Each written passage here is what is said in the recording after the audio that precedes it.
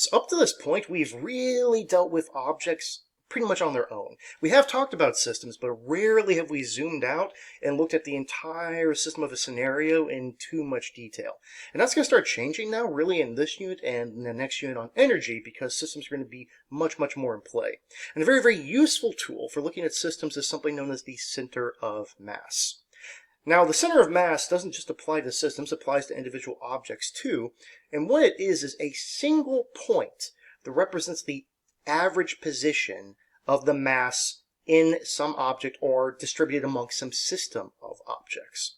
So if we look at, all of these here, we're going to treat that they are of uniform density. So we're not going to say like one part of it is way more dense than another. We're going to say it's all evenly spread out, all the masses.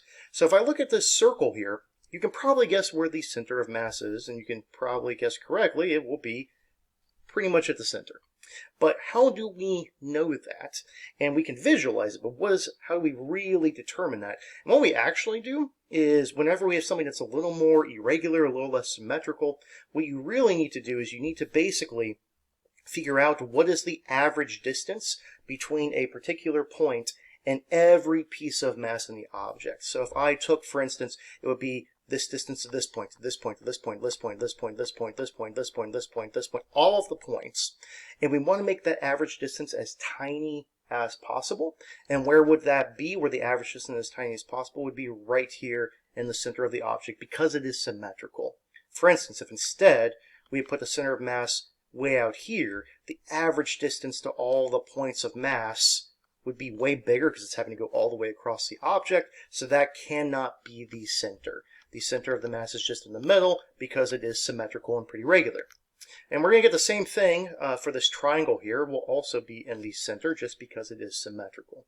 But now let's start looking at ones that are a little bit more unusual. When we look at the heart, for instance, it's symmetrical from right to left, so we know it should be in the middle that direction. But if we look at the top of the bottom, there is more mass distributed up here than down here, so it should be above center to make sure we compensate for that. Okay, now let's look down here at these two, which are a little more irregular. So I have a ring here, and if we look, looking at the circle, that would have been at this point right there. But that's not in the object. Turns out that's okay.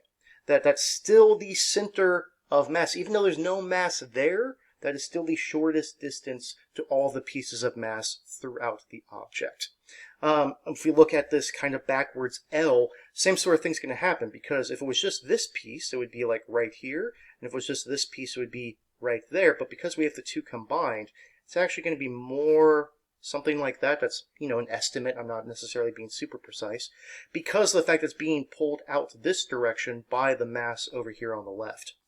Now lastly, I've got two objects here, and we're going to treat these like a system. So we have a small one and a big one, and the question is, where is the center of mass of this system? And it's probably going to be somewhere, honestly, probably somewhere like over here, because there's so much more mass here than there. If this was bigger, this would be in between them, and if it was bigger than that one, it could even be inside of this one. Keep in mind, these are all estimates, but we still want to be able to estimate as best as we can. So what is so useful about the center of mass is that the motion of this single point of the center of mass allows us to accurately describe the motion of the entire object or the system of objects. For instance, whenever we talk about, for instance, I'm walking at 2 meters per second. When I'm walking at 2, not every single piece of my body is actually moving at that speed. My arms and legs are going back and forth, so sometimes they're going faster, sometimes they're going slower, etc. I could be moving around a little bit, who knows. But we could say that what I'm really saying is my center of mass, which would be somewhere near my solar plexus, my center of mass is actually what is moving at 2 meters per second. As we can describe the entire object as having that velocity, and that's still a very accurate description. We can do the same thing for a system, which is that a system can have multiple pieces moving around, but if we pay attention to the motion of the center of mass, we can pay attention to the motion of the entire system. So we can essentially act as though all of the mass is located at that single point, and that will reveal many things to us. So how does this directly tie into momentum? Well, in a closed system, so remember, closed means no net external force, the center of mass of the system moves at a constant velocity, even if the objects that are in the system do not. So this is really crucial, that if we have a closed system, the center of mass will move at a constant velocity the entire time.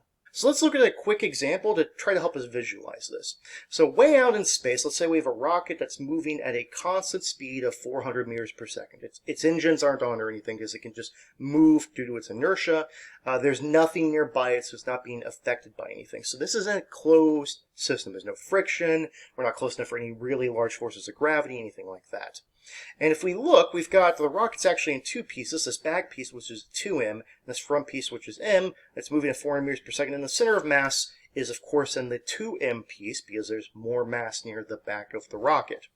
So let's say, though, at some later point in time, like a explosion happens. And when we say an explosion, I don't mean like a fireball. I mean just that essentially it pushes outward on these two pieces of the rocket. So it's going to propel this front piece forward, and it's going to apply a force on the back piece going backward. And that causes the front piece to speed up, as we see here, to 600 meters per second, and it causes the back piece to slow down to 300.